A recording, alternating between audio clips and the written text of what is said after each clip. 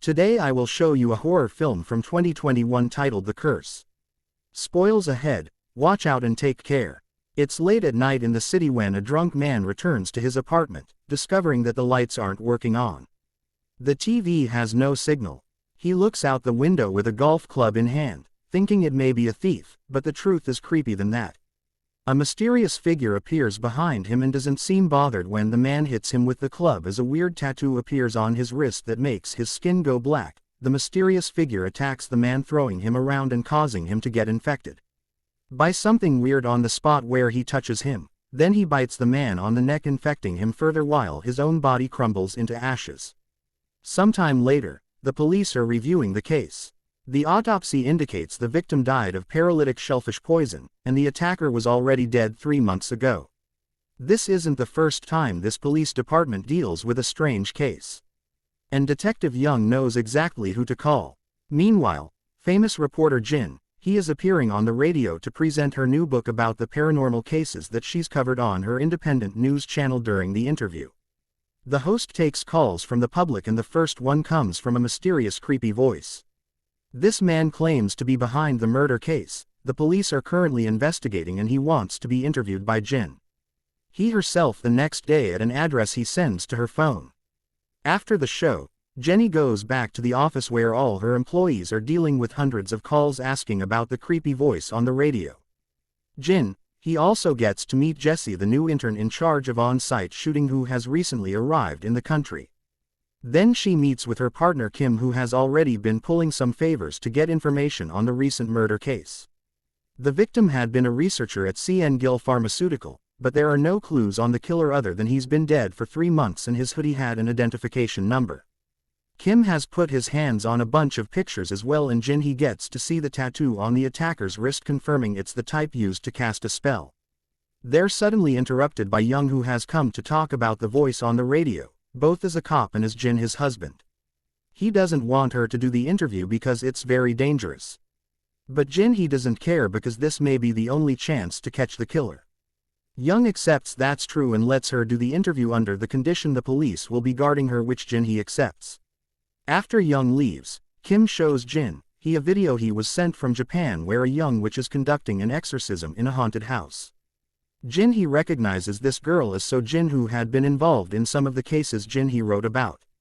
Later Jin, he goes to a cafe where she remembers the case she investigated with So Jin and learned about the girl's powers.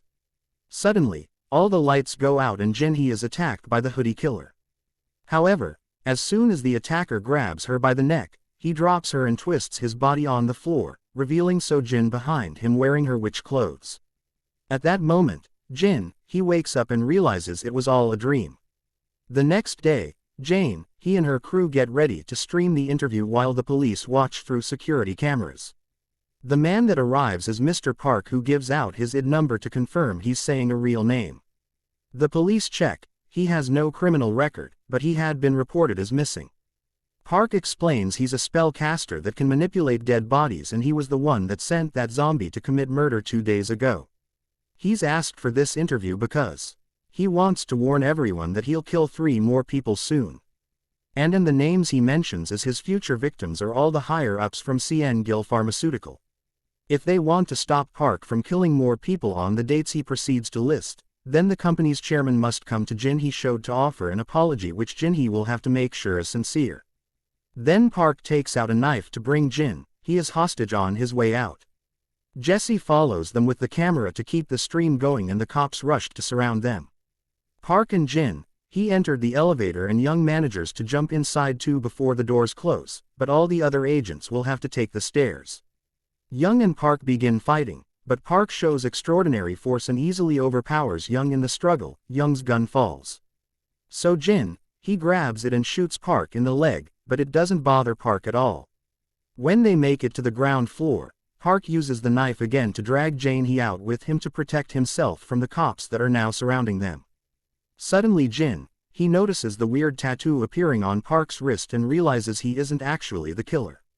The real murderer has been using it to pass on his message. Park is just another zombie that crumbles to dust on the ground.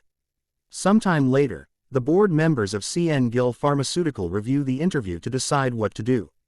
Two of the future victims are their director Min Sub and CEO Lee. However, Chairman Beyond Song is at his villa recuperating from his blood sugar problems. So his daughter Mi Young is speaking for him. Min Sub is panicking because he was the first one on the list, but Mi Young refuses to call her father to avoid making his health worse. An argument ensues that is interrupted by Lee, who finally speaks up by saying they need to let the cops do their job and that company will assign plenty of bodyguards to Min Sub to keep him safe. After the meeting is over, Young and his partner can ask Mi and Mi Young some questions. Mi Young explains that Park used to be the leader of the new R&D team, but he suddenly disappeared without doing the project handover. Kong points out that when Park's family reported him missing, they said he never came back from work, but Mi Young can't help them there. Park used to work at an old company building that is now abandoned, so they don't have any records of his last day on the job. Young asks Lee what Buen Sung should be apologizing about, but Mi Young doesn't let Lee answer that and just ask the police to do their jobs. Meanwhile, Jin, he and Detective Yu talk to Professor Tak, an expert on the study of the paranormal. He's researched the tattoo and confirms it's the one used to make zombies. He also points out that only one country uses this kind of design in Indonesia. They have witch doctors known as shamans who have many ways to manipulate boats, the main one being on the ground where the body died. They mix the ground's mud with the shamans' blood and hair or nails from the bodies to make sculptures that are put on the incantation design, which explains why all the criminals so far have crumbled like clay. Later in the evening, Jin, he gets a call from Kim. He has finally found out the identity of the first attacker who had been reported missing by his family 5 years ago. It seems this guy came to the country with a fake passport, so Kim will be interviewing the guy behind the passport tomorrow, the next day at the local prison. Kim visits Wong, the man that provided the fake passport, and Wong accepts to share some information in exchange for cigarettes and a reduced sentence. It turns out Wong also used to work for CN Deal Pharmaceutical. And 6 months ago, the company started secretly recruiting people for clinical trials. This job pays well, and all the recruits wore gray hoodies with a number on them. The research had orders to only recruit bums with no relatives, but there weren't enough homeless people that met the requirements. So Huang began using illegal immigrants. All those people who were around 100 died in a few months. In the meantime, the C and Gil pharmaceutical headquarters are surrounded by bodyguards and the police to protect Minsk up. This also means lots of reporters are accumulating outside, including Jinhee and her crew.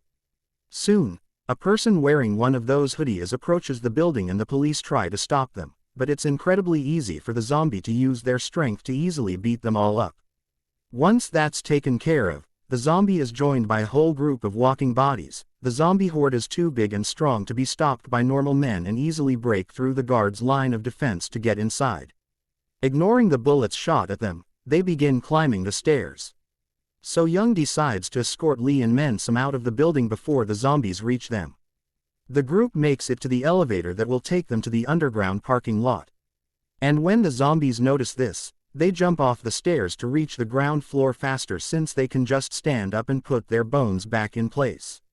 Seeing the zombies go down, Jane, he and her cameraman get in their van and go to the parking lot, too, where they run over a couple of the creatures. This gives Young's group the chance to get in a car and escape. Yet it isn't enough. The zombies just approach the cabs of the nearby avenue and kick the drivers off to take control and go after Young, starting a chase through the city. Jin, he follows them as well, so they can keep recording the whole thing for their stream. After lots of twists and turns, the cabs manage to surround Young's car and the zombies jump on it to try to attack the passengers. Young's car eventually comes to a stop outside a tunnel, and the zombies waste no time in dragging Minsk about to kill him. Lee is spared for now, but in the struggle Young was scratched and he's now infected. Once the hunt is done, all the zombies crumble into dust. Young is taken to the hospital and put into quarantine, so Jinhee can only watch him from afar. In the evening, a terrified Lee visits Beyond Song to ask him to apologize, so this massacre can be over. However, Beyond Song doesn't regret doing what he considers necessary experiments and decides he'll talk to his daughter first before rushing into an apology, because she's the future of the company. Giving up, Lee leaves, bumping into Mi Young on his way out. Lee takes the chance to point out that Mi Young had been the head of that awful trial that she pushed for to get more money after decades of the company only making medicine to help people, which has always been his Immune Song's dream. However, Mi Young says that's how cowards talk, and that there is no room for dreams in her company. At the office, Jin, Kim and the detectives called Tak to discuss what happened. He saw the stream and noticed that the zombies couldn't move if they lost their hands, meaning the tattoo is their weakness. The doctors have said they can't find a cure for Young, but Tak assures them it's not poison. He's being affected by the curse too. To save him, they'll have to stop the shaman. After Tak hangs up, Kim shares all the information he got from Huang, including the fact that a month after all, the recruits died. A strange Indonesian man came to see Huang. He said his family was working in the company, so Huang sent him to see Park to get him off his back. Huang also described this man's clothes as similar to a Taoist priest, which means he must be the shaman. The group's conversations interrupted by the arrival of Lee, who wants to confess what happened on camera. The project had been an idea from their American investors. The plan was to develop a special poison to using chemical weapons. He admits the company abused the poor and the homeless, so he's brought a bunch of related documents for the detectives, including a list of the recruits. Before leaving, Lee tells everyone that the chances of Bunsung apologizing are tiny. Kim realizes the files by themselves are useless because they may have fake names, so they'll need to compare the information with the police's official database to find the shaman's family. At the same time, Jin, he remembers Tak's explanation of the ritual to summon zombies. If the ground where they died is needed, then the shaman must be at the company's abandoned lab building. The team splits into then Kim and Kong will go check the names while Jane he and you will go to the labs unaware that a stranger on a bike is following them. Inside the abandoned building, Jane, he and you find a room painted with creepy magic symbols and decide Tak can research them later, not noticing that the paint is moving. When they hear a noise, they go upstairs to check it out and are suddenly attacked by a zombie. Fortunately, Yu reacts quickly and shoots the creature until it loses its hand, but he wastes all his bullets in the process.